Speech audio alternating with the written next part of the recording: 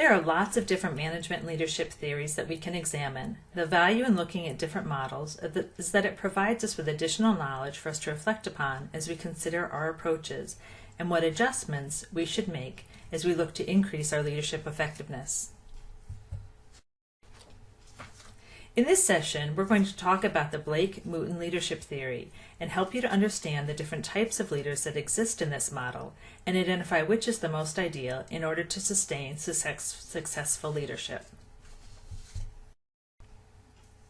The Blake-Mouton leadership theory was founded by Robert Blake and Jane Mouton, management theorists during the 1960s who worked in the area of organizational dynamics and impact. It is a two-dimensional model, with one dimension being leaders who have a greater concern, more of a focus on people and relationships, while the other dimension is leaders who have a greater concern for tasks and production. The model is concern for people on the vertical axis and the concern for task on the horizontal axis.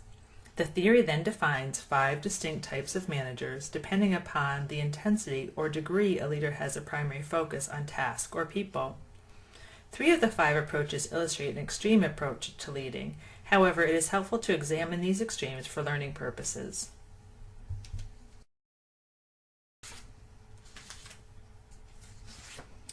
High on the vertical people axis and low on the horizontal task axis is the country club manager.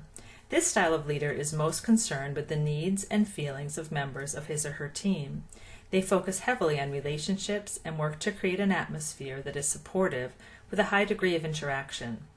These leaders operate under the assumption that as long as team members are happy and secure, then they will work hard. What tends to result, though, is a work environment that is very relaxed and fun, but where production suffers due to a lack of direction and accountability. To the other extreme is the task manager, high in their concern for task, while low in their concern for people and relationships. A task-oriented leader is most concerned with production. They tend to be directive and autocratic in his or her approach, have strict work rules, policies, procedures, focusing heavily on schedules, providing little opportunity for people to contribute to their work.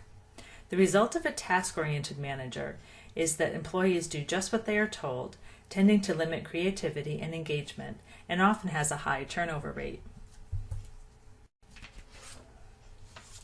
A somewhat surprising leadership approach displayed in this model is the impoverished or laissez-faire manager. The impoverished management approach is low on both concern for people and for tasks. He or she has neither a high regard for creating systems for getting the job done, nor for creating a work environment that is satisfying and motivating.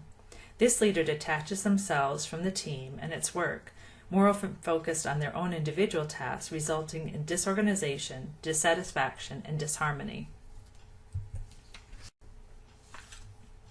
What we can anticipate is that many leaders fall somewhere between each of these extremes, with some degree of concern for people and some degree of concern for task. It may appear to be an ideal compromise. Therein lies the problem, though. When you compromise, you necessarily give away a bit of each concern so that neither production nor people needs are fully met. Middle-of-the-road managers often feel the pull and struggle of trying to balance their concern for people with their concern for tasks, never quite achieving employee satisfaction or production results that they would like to achieve.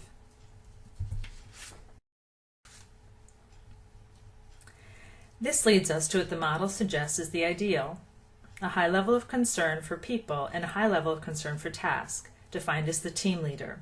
The premise here is that the employees are part of a well-functioning team. We need to build relationships with and between employees, involve them in understanding their organizational purpose, have them participate in determining production needs, and contribute to how work will get done. The model suggests that when employees are committed to and have a stake in their organization's success, their needs and production needs coincide. This team environment has a high degree of trust and respect, with a leader who serves as a positive role model. High satisfaction and motivation result in high production. An important takeaway from this model is that most of us have a natural tendency to lean towards one axis or the other. Some of us may have more of a concern for people and relationships, while others have a greater concern for task and production. So pause and reflect for a few moments. Where do you think your natural approach falls? Do you tend to lean more towards the people axis or the task axis? Do you find this correlates to your DISC style? What impacts do you think your natural approach is having? What are you noticing? I trust that you found this mini lecture helpful and answered some of your questions. Like any good leader, you'll likely think of additional questions in your quest to lead well in your organization. Stay and join the conversation on Twitter using #LeadWell. Thank you.